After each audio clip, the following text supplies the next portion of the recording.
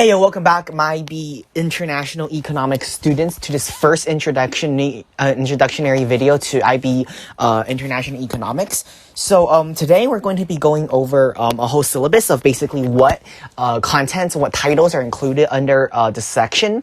So as we all know, in IB economics, we're going over microeconomics, macroeconomics, international economics, and development economics.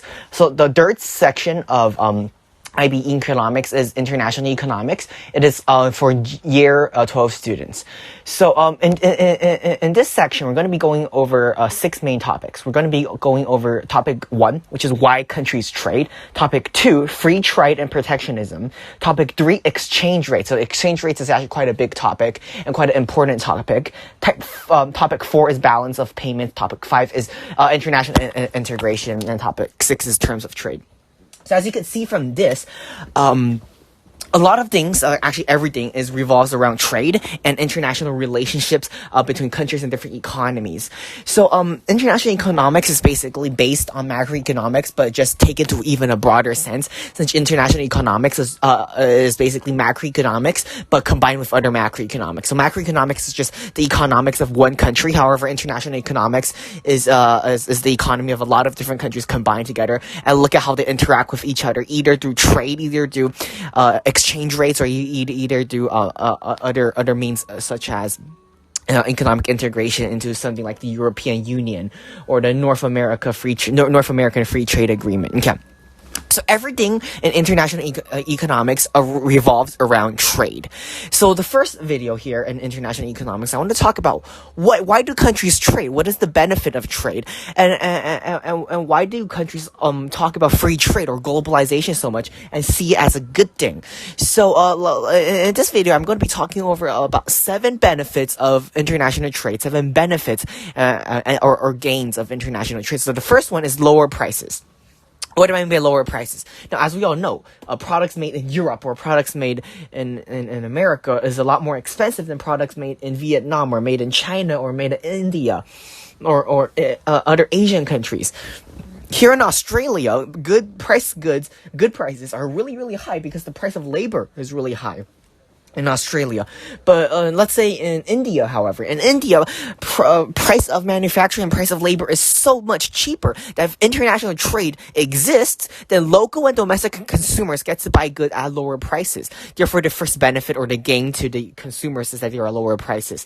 Take advantage of economies of scale or cheaper labor in other countries. That's the first benefit and first gain. The second benefit of gain is greater choices, right? If international trade does not exist, then choices is a lot more limited. For example, if you live in Japan, for example, you want to buy slippers. Okay, for whatever reason, you want to buy slippers. And if you do not have international trade, perhaps you only have 50 slipper options. However, if you have international trade, you could buy from China, America, Europe, Australia, Africa. You could buy slippers from all around the world if international trade exists. However, that is a big problem. If protectionist policies and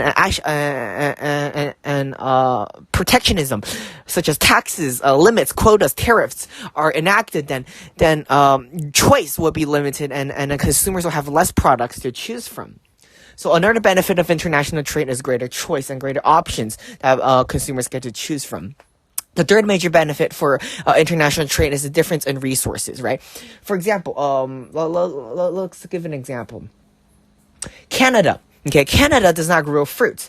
So if the people in Canada want to eat fruits, for example, bananas or peaches or mangoes, they cannot eat tropical fruits because, Canada is so cold. They don't grow bananas, they don't grow peaches, they don't grow mangoes. If Canada wants to have a difference in resources or difference in consumer goods, then they have to have international trade, for example, with Panama, with Brazil, with Argentina, right?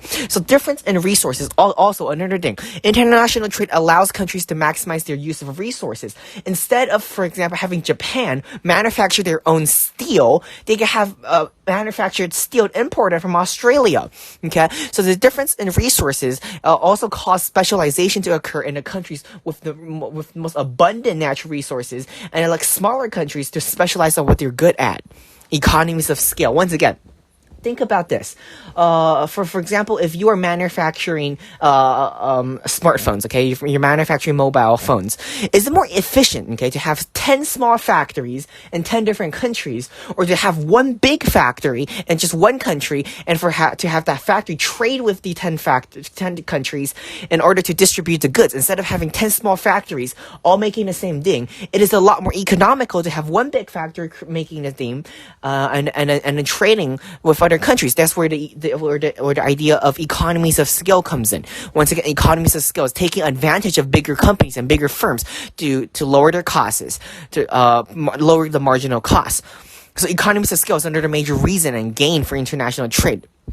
Increased competition, right? When we look at the theory of the firm, we look at how competition is actually good for the economy. How competition actually creates better goods over time. How competition causes firms to have to price competitively and price attractively for consumers to want to buy their goods instead of the rival goods. Now, on an international scale, that the same things also apply. For example, if Apple, okay, if the smartphone company Apple is the only smartphone company in the business, then they get to price however they want. However, because of Samsung, because of Huawei, because of Xiaomi, because of Asus, because of all these different phone companies that are coming into the US market and competing with Apple in the US market, therefore Apple gets to be more innovative. Therefore Apple has to compete with the other companies in order to stay in business. That's where competition comes into play, and that's where competition actually causes the economy and the consumers to benefit up by a lot. More efficient allocation of resources, once again.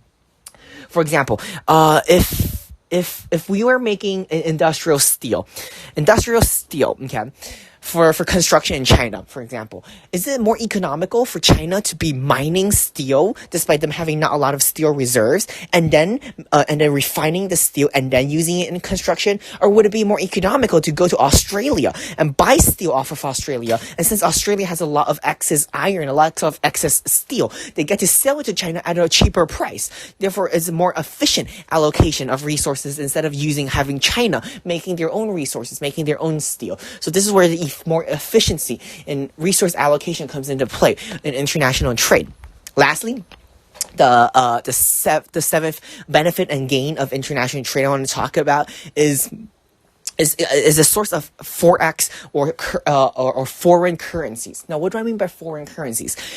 For example, oil. Okay, oil is pegged to the dollar, to US dollar. So every time a country, for example, let's say Taiwan, if Taiwan wants to buy oil from Saudi Arabia, or if Taiwan wants to buy oil from the UAE, Taiwan has to buy oil using US dollars. However, Taiwan does not have US dollars if they do not trade with the US or other countries using the US dollars. So in order for Taiwan to have US dollars, they have to trade with other countries to get US dollars and then buy oil with US dollars, since the oil is pegged to the US dollar. So these are some benefits and gains of international trade. I hope this video is really helpful. If it is, drop a like, subscribe, and we'll see you guys in the next video. We're going to be talking about comparative advantages or absolute advantages. Hope to see you guys in the next video. And without further ado, goodbye.